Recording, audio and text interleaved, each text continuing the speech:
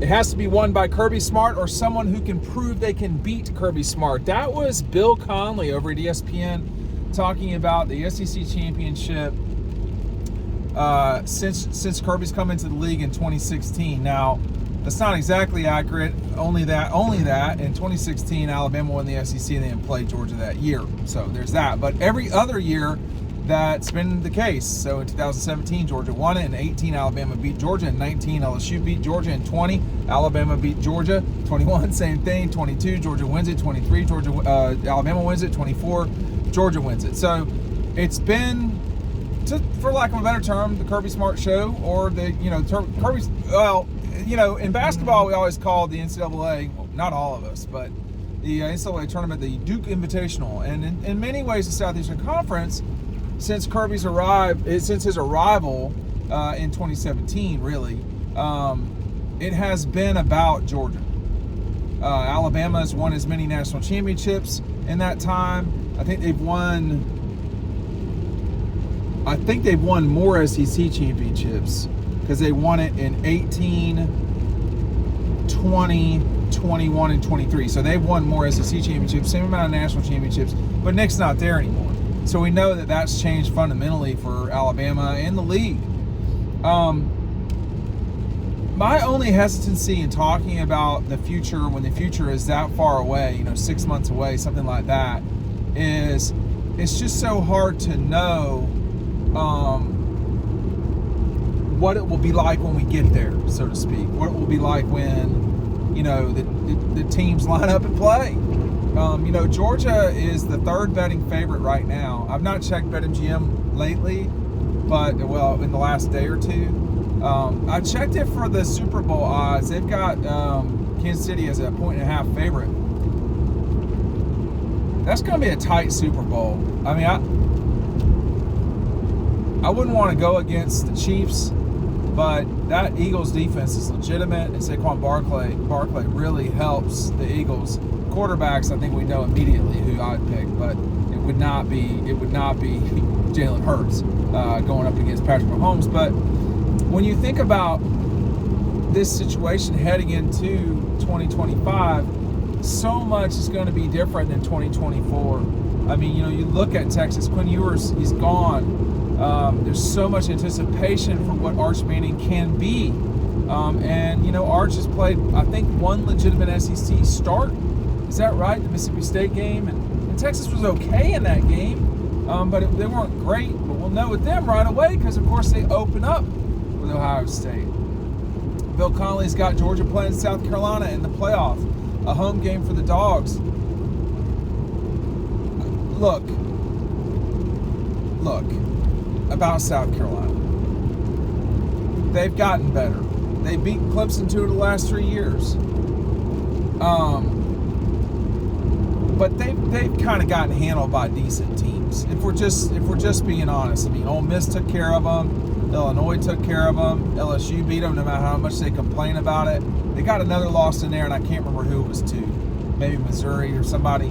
But I think the hype train on Carolina might be similar to the Ole Miss hype train this past year. And it's just all right, But that, I think part of what's what I wanted to talk about today is how good a job Kirby's done getting Georgia to where they are, either the best or the second best team in the league. And I don't know that they were the best team this year. They were the best team in 23, but they didn't win the conference.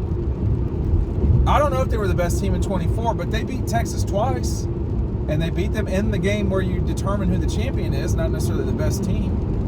It could have been that Tennessee was the best team, but they played Georgia on the road. It could have been that kind of lost the wrong game, or that's kind of the unfair part about this unbalanced SEC, is that whereas we know Georgia played everybody basically, with the exception perhaps of South Carolina, everybody else did. I mean, Georgia didn't play LSU, so it's kind of hard in this new world to say, oh, okay. And of course, the haters, which I'm sure will be in the comment section, not just about my Band-Aid, but also about the Dawgs, is they'll say, well, he played in the East the whole time. Yeah, that's right. And basically was playing in the SEC championship, not because they were playing in the East, but because they were one of the best two teams. I mean, who was better than them? You make the argument in 19 that Georgia was not the second best team. They were the third best team behind LSU and Alabama. I mean, okay, I guess. I don't really know if I can make that call. You know, in 18 you could make a similar argument for LSU over Georgia. But by and large, the best two teams typically have come from the different divisions because one of them's been Georgia, and the one time it wasn't Georgia was Florida. And that was a really good Florida team in 2020. So, you know, I don't know how this is going to move forward. I think there's a lot of sort of selling of Georgia right now by people who talk for a living about it, like people like me. And when you step back and you look at it, you say, I mean, is this a better situation for Georgia in 25? To me, it's a better situation for sure. Are they a better team? I don't know. You know, I don't know that part. I mean, you got to address the running back situation. You got to address the offensive line. If there's one thing you'd rather not address, it's line play. But it was so inadequate at times running the football in 2024. I mean, they basically ran it against Auburn, Clemson, UMass, and to some degree, Texas. I mean, but the other games and Florida. Other games, it was like a mighty struggle to really effectively run the football. You had Carson Beck running the ball, which I got no issue with, like, you know, Jalen Hurts taking off, running with it. But, like, when Carson's got to kind of get you going, there's a problem there. So they've got to address those things, but then you just look at the landslide of changes at Ohio State. I mean, they really will have a lot to overcome to repeat as national champions. You're losing both of your coordinators. You're losing the core of your team. You know, that's not the same as what Georgia was dealing with in 21 and 22. Certainly not what Michigan dealt with in 2023 going into 24. So it will be a challenge for Ohio State. On paper, it seems like Texas would be the team that really should make the move this year. But they might not. I mean, you're talking about starting a first year starting quarterback, just like Georgia's got. You're talking about going on the road to Georgia this year. You're going on the road, if I'm not mistaken, to Ohio State. I mean, those should be losses for Texas. So then you say, well, if that's the case, they really shouldn't lose any other games the rest of the season. And the fact of the matter is they're playing in the SEC. And that's just a very difficult thing to do. Oh, but the SEC is dead. Okay. You know, the SEC's been overtaken by the Big Ten. Relax. Yeah, you know what the Big Ten's done the last 2 years? They've won as many national championships as Georgia has the last 4 years. So let's just relax a little bit, all right? Let's chill out. You know, talking about somebody passing somebody. I am old enough to remember, speaking of South Carolina, I am old enough to remember Georgia fans being like borderline distraught in 2012, thinking that South Carolina had passed them. You know, you gotta chill out. You gotta take a global look at things. It cannot just be one game, one play, one season, stuff like that. Where is the grand scheme of things? I mean, like, is South Carolina ascending? Yeah, I think they are, but they took a step back losing to Illinois. Okay, that was a bad look.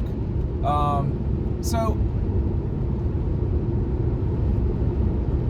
what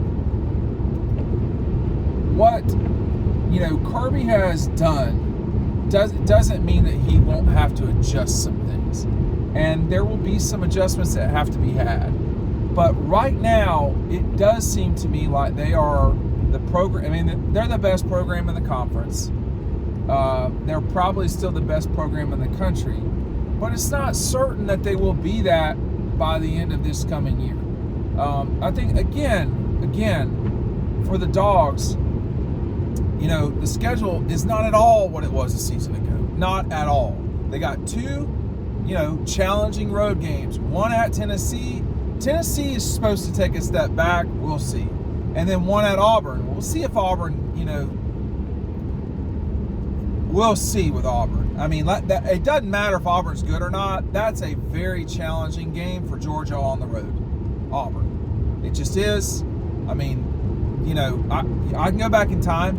In 23, they had to survive that game. I mean, survive might be the wrong way to put it. They had to surge at the end. In 21, they were the better team. They won it in the third quarter.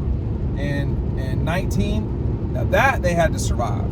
Okay, they won 21-14. 17, they got blown out or beat very badly, 21 points, whatever it was. That was what, 15? They won it like 15-10 or 15-12. It was really close. And that was 15-13. You had the miracle of Jordan Hare.